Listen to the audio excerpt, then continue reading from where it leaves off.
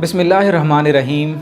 ناظرین، سب سے پہلے آپ اس تصویر کو غور سے دیکھیں۔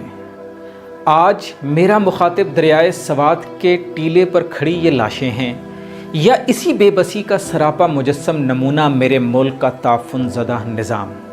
یہ میں خود بھی نہیں جانتا۔ بے بسی، لاچارگی کی تصویر بنی اشرف المخلوقات اور ایک آزاد ملک کے شہریوں کی یہ حالت بہت کچھ سوچنے اور پوچھنے پر مجبور کر گئی۔ پھر سوچا کہ کس سے پوچھوں، کس سے سوال کروں؟ ان لوگوں سے جو اب زندہ نہیں، یا ان کی اس حالت کے ذمہ دار اس نظام سے؟ پھر خیال آیا زندہ تو نظام بھی نہیں ہے، کیوں نہ ان کی روحوں سے ہی کلام کر لیا جائے؟ کم از کم برا تو نہیں مانیں گے، اور اگر برا مان بھی گئے تو کوئی سزا تو نہیں دیں گے۔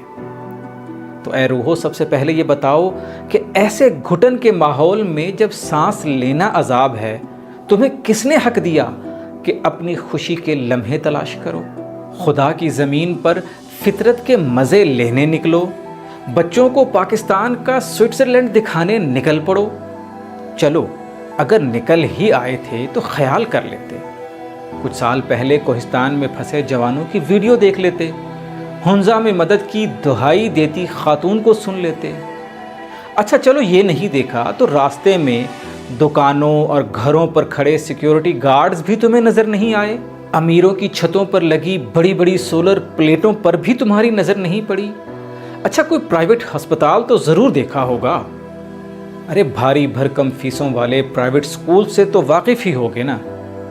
ان میں سے کچھ بھی دیکھا ہو تو سمجھ لینا چاہیے تھا کہ تحفظ، صحت، تعلیم، حتیٰ کہ بجلی، پانی، مکان، یہ سب ہم خود پوری کرتے ہیں۔ تو جب سیر کے لیے نکل رہے ہو تو کسی ناگہانی صورتحال سے نمٹنے کے لیے پیش بندی اقدام بھی تو خود ہی کر لیتے۔ بہت بڑی غلطی کرتی تم لوگوں نے، ریاست پر بوجھ ڈالنے کا سوچ لیا، جس کا کام صرف خبر دینا ہے، تحفظ دینا نہیں۔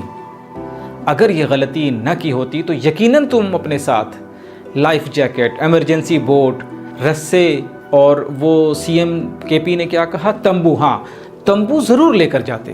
تم ضرور گھر والوں کو خبردار کر کے جاتے کہ ہمہ وقت ہیلی کاپٹر تیار رکھیں اور کسی بھی ایمرجنسی کال کی صورت میں کم سے کم 1 گھنٹے تک ہماری مدد کو پہنچ جائیں، کیونکہ اتنا وقت تو سیلابی ریلا بھی دے دیتا ہے اور گھر والے پہنچ ہی جاتے۔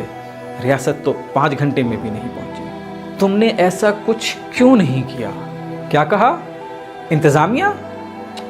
بھائی انتظامیہ نے تو اپنا کام بھرپور طریقے سے انجام دیا۔ انہوں نے تھریٹ الرٹ جاری کر دیا تھا، دفعہ 140 لگایا تھا۔ تمہیں سمجھ کیوں نہ آئی کہ وہ تھریٹ بھی تمہارے لیے تھا اور الرٹ بھی؟ تمہاری غفلت نے انتظامیہ کو بھی پریشان کر دیا۔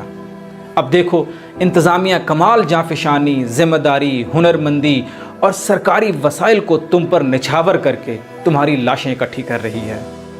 وہ بیچاری اور کیا کرے؟ اے مرنے والو، تم خوش نصیب ہو کہ تم اس زندہ نظام کی بدبو سے آزاد ہو گئے۔ اب تمہیں کوئی تھریٹ الرٹ نہیں ڈرائے گا، کوئی وعدہ، کوئی دعویٰ، کوئی بیان تمہارے زخم پر نمک نہیں چھڑکے گا، مگر تمہاری وہ بے بسی، وہ لمحہ جب ایک ایک کر کے ہاتھ چھوٹے، جب بچے ماں کو پکارتے رہے، جب باپ پانی کے سامنے ہار گیا، جب تم نے اپنے پیاروں کو اپنی ہی آنکھوں کے سامنے بے رحم موجوں کے سپرد کر دیا، تم تو بس بہہ گئے۔ ہم اب بھی اسی ٹیلے پر کھڑے ہیں اور اپنی بے بسی کا تماشا ہم خود دیکھ رہے ہیں۔ ہم بھی ڈوب رہے ہیں، کبھی کسی اور وادی میں، کبھی کسی اور امید کے ٹیلے پر۔